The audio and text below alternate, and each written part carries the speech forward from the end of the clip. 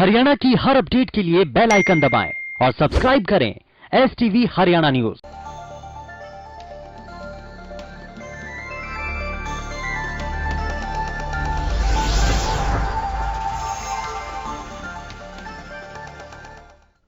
नमस्कार, हल्का हलचल देख रहे हैं आप। मैं हूं नंदिनी मिश्रा, आपके साथ बुलेटिन की शुरुआत करेंगे बड़ी खबर के साथ।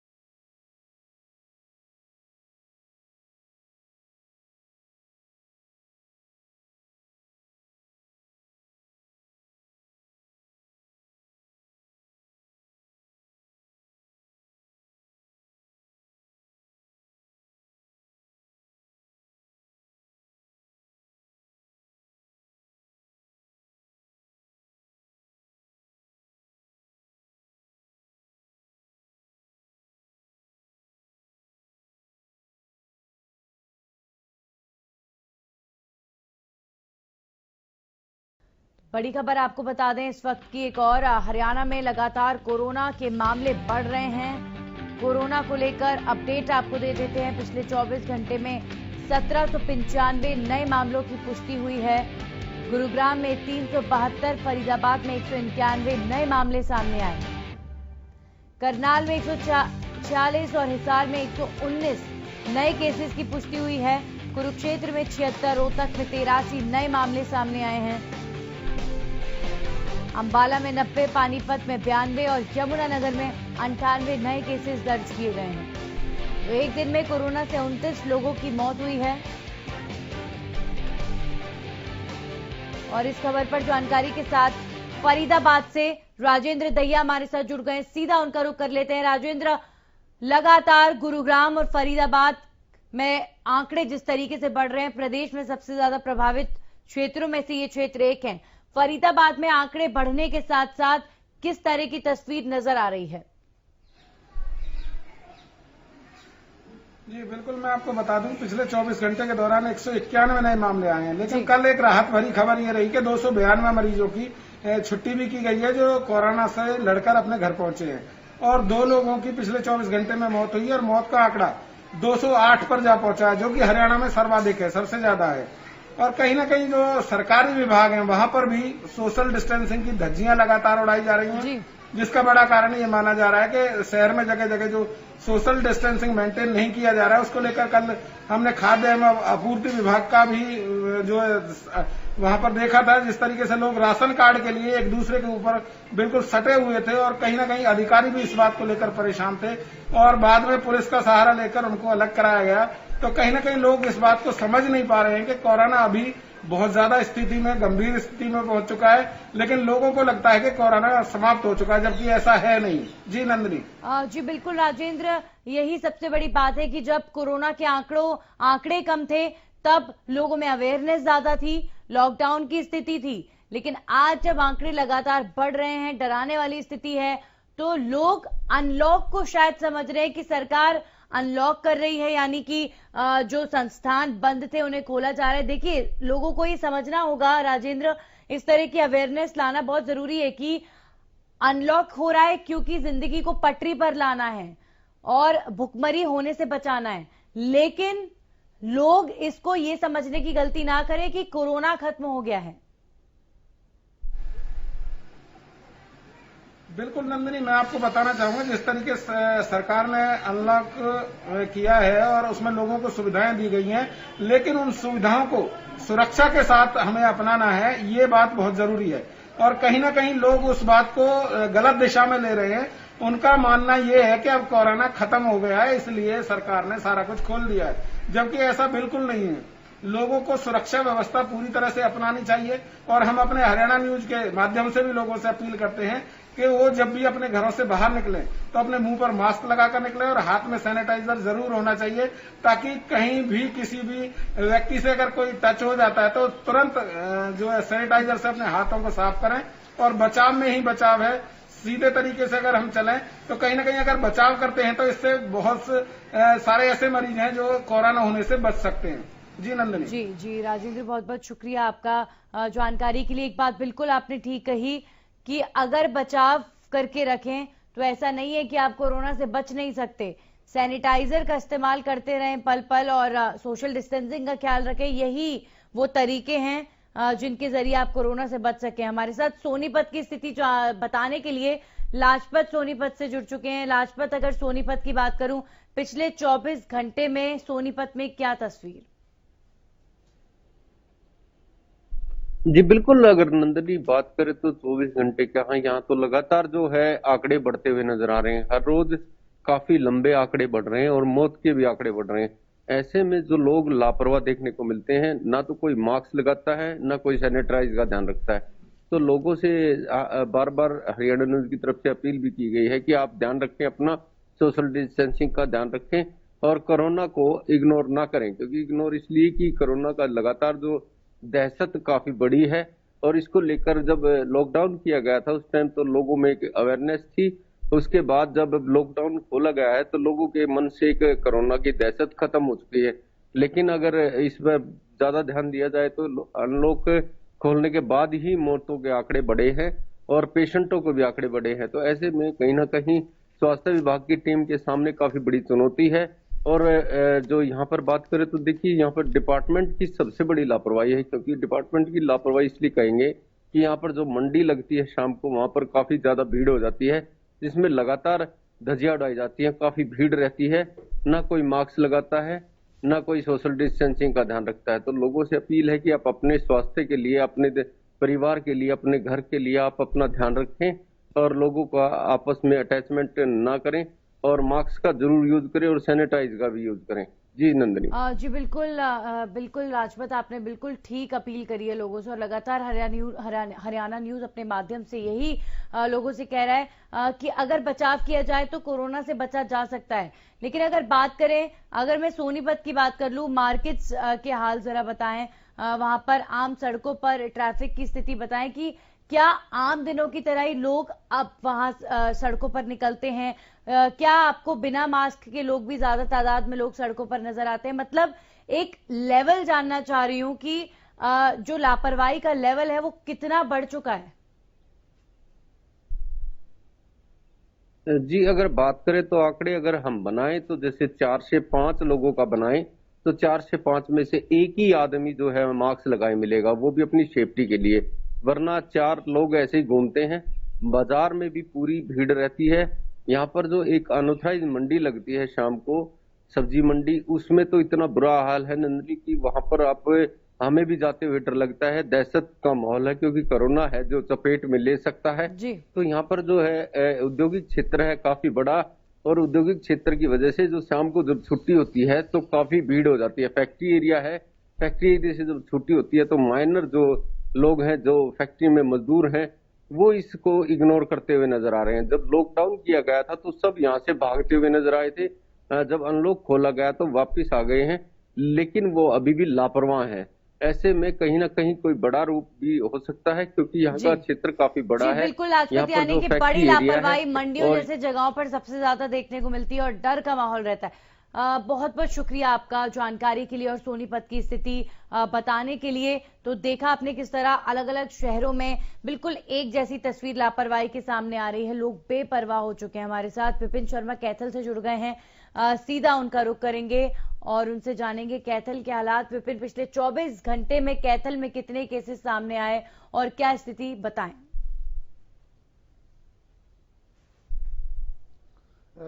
कैथल में लगातार कोरोना के मामले बढ़ते जा रहे हैं। हम बात करते हैं आंकड़ों की, तो अभी तक कैथल में 2207 कोरोना के एक्टिव पेशेंट, कोरोना के पॉजिटिव आए हैं, जिसमें से 448 एक्टिव केस हैं। कल ही इसमें पुंडरी के विधायक रणदीप गोलन भी कोरोना पॉजिटिव पाए गए हैं, लेकिन उसके बावजूद भी आंकड़ा बढ़ता जा रहा है। डेथ का आंकड़ा भी 32 के पार हो चुका है, लेकिन लापरवाही शहर में पूरी तरह से बढ़ती जा रही है। लोग मास्क का प्रयोग नहीं कर रहे हैं, सैनिटाइजर का प्रयोग नहीं कर रहे हैं। बाजारों में लगातार भीड़ बढ़ रही है। सब्जी मंडी में जाके देखे तो किसी भी दुकानदार ने कोई दस्ताने नहीं लगा रखे, कोई मास्क नहीं लगा रखे, और प्रशासन भी इस मामले में पूरी तरह से कोई गौर नहीं कर रहा है कि ये महामारी बढ़ती जा रही है। स्कूलों को भी खोल दिया गया है। सरकारी स्कूलों में जो नियम बनाए गए थे कि बच्चे मास्क लगाएंगे, सैनिटाइजर से हाथ धोएंगे, तो ऐसा भी कुछ नहीं। सरकारी स्कूलों में जो बच्चे आ रहे हैं, किसी के मुंह पे मास्क नहीं है। तो मैं कह सकता हूं कि लापरवाही पूरी तरह से बढ़ती जा रही है। जी बिल्कुल, आपने विपिन स्कूल्स की बात करी। स्कूल्स खुले, आप बता रहे हैं कि कैथल में क्या सरकारी स्कूल्स में बच्चे आ रहे हैं और कितनी तादाद में, कितनी संख्या में बच्चे आप देख सकते हैं, क्योंकि अभी स्कूल्स को आंशिक तौर पर ही खोला गया है। तो ऐसे में बच्चे क्या रेगुलरली आ रहे हैं और वहां मास्क और ये जिस तरह की बातें, इतने सख्त नियम बनाए गए हैं, क्या आपने कहीं देखा है कि उन्हें तोड़ा जा रहा उन नियमों को? जी, पाइक के स्कूल का एक वीडियो अभी हमारे सामने आया कि इसके अंदर, स्कूल के अंदर बच्चे बैठे हैं तो बच्चे थोड़े, पर किसी ने भी मास्क नहीं लगा रखा और गेट के ऊपर कोई सैनिटाइजर का करने का, बच्चों के हाथ धोने का कोई खास इंतजाम नहीं देखने को मिला। तो इसकी शिकायत कैथल के सीएमओ से भी की गई है कि इस बात का ध्यान रखा जाए, कहीं ऐसा ना हो कि बच्चों के माध्यम से ये कोरोना महामारी एक बहुत बड़ा विकराल रूप ले। बिल्कुल।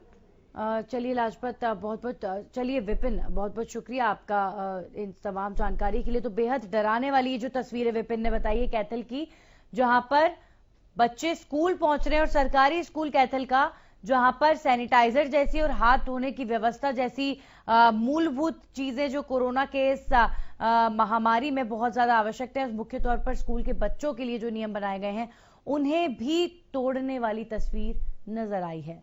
चलिए फिलहाल वक्त एक छोटे से ब्रेक का है, जल्द लौटेंगे। आपका स्वागत है। लगातार कोरोना के आंकड़ों को लेकर चर्चा हो रही है कि कैसे हरियाणा के अंदर कोरोना की रफ्तार लगातार बढ़ रही है, और अब चलते हैं सीधे हालचाल जानेंगे रतिया के, जहां पर हमारे साथ अशोक ग्रोवर जुड़ चुके हैं। अशोक, अगर रतिया के हालचाल जाने, पिछले 24 घंटे में कितने आंकड़े सामने आए और क्या तस्वीर? देखिए नंदिनी, मैं आपको बता दूं कि जो कल का दिन था वो बिल्कुल ठीक रहा था। सिर्फ 2 ही कोरोना पॉजिटिव मरीज आए हैं। हालांकि जो रतिया की बात है, अब तक 485 के करीब रतिया में मरीज आए हैं, जिसमें 353 के करीब जो है ठीक हो चुके हैं। 161 थे, उनमें से 8 की डेथ हो चुकी है। बाकी सभी केस एक्टिव है। जी नंदिनी। जी बिल्कुल अशोक, भले ही यहाँ पर अभी 350 के लगभग केसेस आए हो, जिनमें से कई ठीक हुए हो, लेकिन अभी भी एक्टिव केसेस होना, देखिए चाहे 1 केस हो, चाहे 1000 केस हो, 1 लाख केस हो, हर एक कोरोना पॉजिटिव इलाके के लिए बेहद खतरनाक है। तो उसी तरह की सावधानी बरती जानी चाहिए। तो रतिया में किस तरह का माहौल आपको देखने को मिल रहा है? देखिए रतिया में जो भीड़ भाड़ के बाजार है, उसमें लापरवाही रोजाना आए दिन देखी जा सकती है। हालांकि स्वास्थ्य विभाग की टीमें लोगों को जागरूक कर रही हैं कि आप मास्क पहने, सैनिटाइजर करें, उसके बावजूद भी लोगों में लापरवाही शहर में देखने को मिल रही है। नंदिनी जी बिल्कुल, यानी लापरवाही के बीच लोगों में कोरोना का। चलिए रतिया कि मैं स्कूल्स की बात कर लेती हूँ। अशोक, स्कूल्स खुले हैं, स्कूल्स में बच्चों का आना जाना भी शुरू हुआ है। स्कूल्स में किस तरह की तस्वीर इस कोरोना महामारी के बीच रतिया में फिलहाल आपको नजर आ रही है? देखिए स्कूलों की जहां तक बात है, 2 दिन पहले भी हमने बताया था जब स्कूल खुलने थे, उसको लेकर हमने जो रतिया के खंड शिक्षा अधिकारी हैं उनसे बात की थी कि स्कूल आप खोलने जा रहे हो, इसको लेकर जो अध्यापक हैं उनकी क्या कोरोना जांच हुई है? तो उन्होंने कहा नहीं हुई और वो बच्चों को अभी नहीं बुला रहे। कल भी कोई बच्चा स्कूल में नहीं आया, क्योंकि जब तक टीचरों की खुद की कोरोना रिपोर्ट नहीं आती तब तक ये स्कूल में नहीं बुला सकते बच्चों को। जी नंदिनी। चलिए अशोक, बहुत बहुत शुक्रिया हमारे साथ और रतिया की स्थिति हमें बताने के लिए। अब सीधा झज्जर की स्थिति भी जान लेते हैं। झज्जर से हमारे साथ रमाकांत मित्तल जुड़ रहे हैं, सीधा उनका रुख करते हैं। रमाकांत, पिछले 24 घंटों में कितने आंकड़े झज्जर में सामने आए और क्या स्थिति, एक बार बताएं। पूरे 24 घंटे में बात करी जाए तो 35 लोग सामने आए हैं और 20 लोग जो ठीक होकर और वो घर लौटे हैं। अगर बात करी जाए टोटल सैंपल की तो 73,201 सैंपल लिए गए हैं और 68,995 जो है वो नेगेटिव आए हैं। मौत का आंकड़ा 21 ही है और लगातार जो ये आंकड़े बढ़ रहे हैं उस पे कहीं ना कहीं स्वास्थ्य विभाग पैनी नजर बनाए हुए हैं।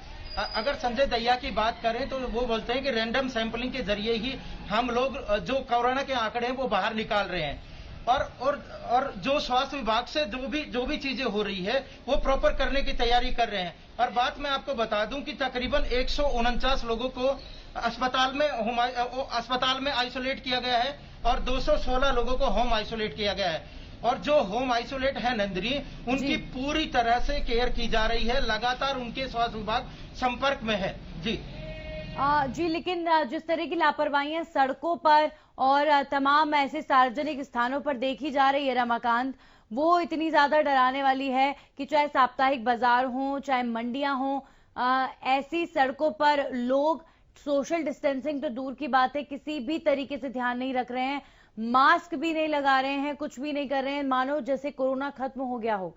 तो ये एक बड़ा चैलेंज है प्रशासन के लिए कि आखिर इन लोगों को कैसे समझाइश दी जाए कि कोरोना खत्म नहीं हुआ है और भी ज्यादा विकराल हो चुका है। मैं आपको बता दूं, उपायुक्त लगातार मैसेज देते हैं, लोगों को समझाने का प्रयास करते हैं, लेकिन लोगों के दिमाग से कोरोना का भय है वो खत्म हो चुका है। जब हम लोग भी अगर सोशल डिस्टेंसिंग की लोगों से बात करते हैं तो वो बताते हैं कि ये सिर्फ डराने की बातें हैं, कोरोना है ही नहीं, क्योंकि जो मौत का आंकड़ा है वो सिर्फ 21 है। इस वजह से लोगों के दिमाग में जो कोरोना का भय होना चाहिए था वो बिल्कुल नहीं है। लोग बिल्कुल नहीं मानते हैं सरकार की, प्रशासन की। जो मास्क नहीं लगाते हैं पुलिस के द्वारा उनका चालान भी किया जाता है। जब चालान हो जाता है तो वही राग अलापते हैं जो हम बार बार आपको बताते हैं कि पहले कोरोना की बंदी है, उसके बाद सरकार ये हमारे से ऐसी चीजें कर रही है। वो बल्कि प्रशासनिक अधिकारियों को इस चीज के बारे में ब्लेम करते नजर आते हैं नंदिनी, क्योंकि ग्रामीण क्षेत्र में ये चीजें जुड़ा हुआ है। ग्रामीण अंचल के लोग कहते हैं कि ये कोरोना नहीं है, सिर्फ सर्दी जुकाम है। मुश्किल है प्रशासन के लिए भी लोगों को, लेकिन लोगों को भी समझना होगा कि कोरोना खतरनाक बीमारी है, जानलेवा बीमारी, और इससे बचा जाना चाहिए। बहुत बहुत शुक्रिया आपका जानकारी के लिए और झज्जर की स्थिति बताने के लिए। और अब आगे बात करेंगे कृषि बिल को लेकर विरोध की। इसके बीच किसानों के विरोध में लगातार लोग हैं और किसानों के लिए लोग लगातार विरोध कर रहे हैं।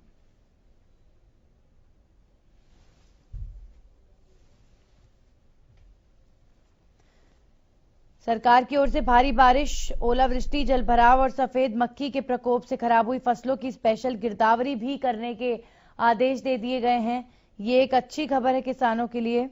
फतेहाबाद के डीसी को इस संबंध में आदेश मिल गए हैं। आदेश के मुताबिक 23 सितंबर यानी कि आज से फतेहाबाद में खराब हुई फसलों की स्पेशल गिरदावरी शुरू कर दी जाएगी।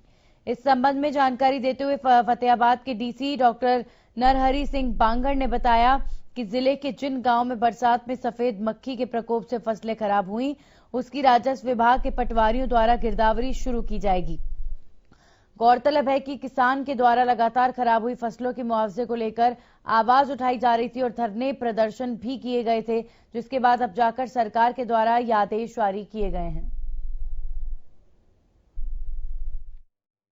जो बारिश के कारण कई जगह पर फसल में नुकसान हुआ है और इसी तरह से जो व्हाइट फ्लाई है उससे भी नरवा में नुकसान हुआ है, तो इस तरह के नुकसान के लिए स्पेशल गिरदावरी के आदेश सरकार की तरफ से प्राप्त हो गए हैं और उसकी गिरदावरी कल से ही ये शुरू हो जाएगी। तो मेरा इसमें सभी किसान भाइयों से अनुरोध है कि जहाँ जहाँ भी उनके खेतों में नुकसान हुआ है तो पटवारी से संपर्क करके अपने खेतों को ये सुनिश्चित कर लें और पटवारियों को और तहसीलदार को सबको निर्देश दे दिए गए हैं। बाकी इसमें इंस्पेक्शंस भी होते हैं सबके, तो स्पेशल गिरदावरी के तहत जिसमें मेरा भी इंस्पेक्शन होता है, एसडीएम साहब भी इंस्पेक्ट करते हैं, तो वो भी हम साइट्स भी इंस्पेक्ट करेंगे।